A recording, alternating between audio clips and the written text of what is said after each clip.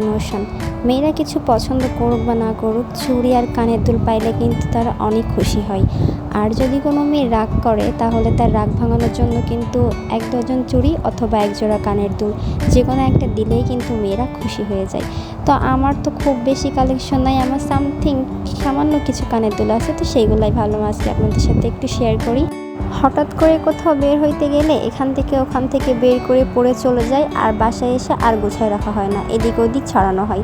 তো ভাবলাম আজকে যখন একটু টাইম পাইছি তাহলে সেগুলো একটু গোছায় রাখি। তো গোছায় রাখার সময় একটু ভিডিও ক্লিপ নিলাম যে আজকে একটু ভিডিও করে আপনাদের সাথে একটু শেয়ার করি।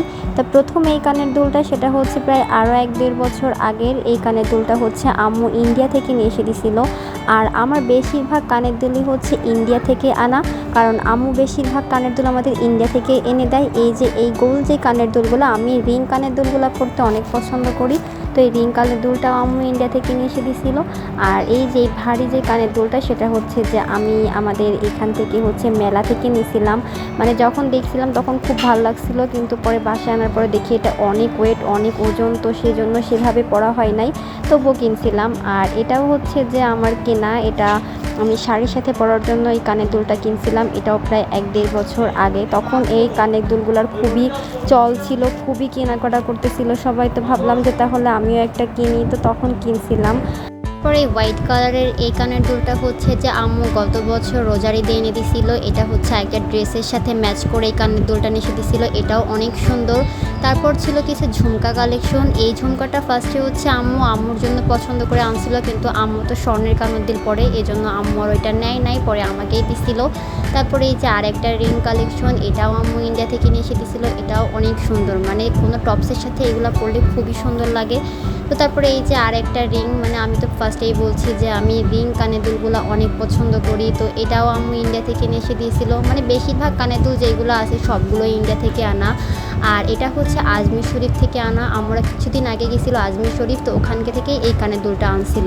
তারপর এই যে আরেকটা কানের দুল, আর এই কানের দুলটা আমি এত পরিমাণ পরছি যে এটা নষ্ট হয়ে গিয়েছিলো, পরে আমি এটা 8 হাতে ঠিক করে হলেও পরছি, মানে আমার খুব পছন্দের একটা কানের দুল ওইটা। তো তারপরে এই যে এই কানের দুল একটা পাল সেটের সাথে, এটা ডায়মন্ড কাট, মানে এর সাথে একটা সুন্দর নেকলেস টাইপেরও একটা আছে। তা যেহেতু আজকে শুধুমাত্র কানের দুলই দেখাচ্ছি, এই কারণে ওই কানের দুলটাই দেখালাম, কিন্তু এর সাথে নেকলেসও আছে। তো তারপরে যে আরেকটা কানের দুল, সেটা এটাও আম্মু আজমির শরীফ থেকে নিয়ে আসছিল, এবং আম্মু বলছিল এটা নাকি আজমিরের পাথরের তৈরি, এবং এই কানের দুলটা অনেক ভার, মানে এই পাথরটা একদমই যে রিয়েল পাথর, খুবই স্টোন টাইপের। তারপরে এই যে আরেকটা, মানে এই দুইটা কানের দুল আমার কাছে খুবই ভালো লাগছে। এই দুইটা দুল কিন্তু সব কয়টা ড্রেসের সাথেই যাবে। ও তারপর যে এই যে আরেকটা ঝুমকা কালেকশন, এটা যে আমার গিফটের, আমার বার্থডেতে আমার একটা ফ্রেন্ড এই দুলটা আমাকে গিফট করছিল।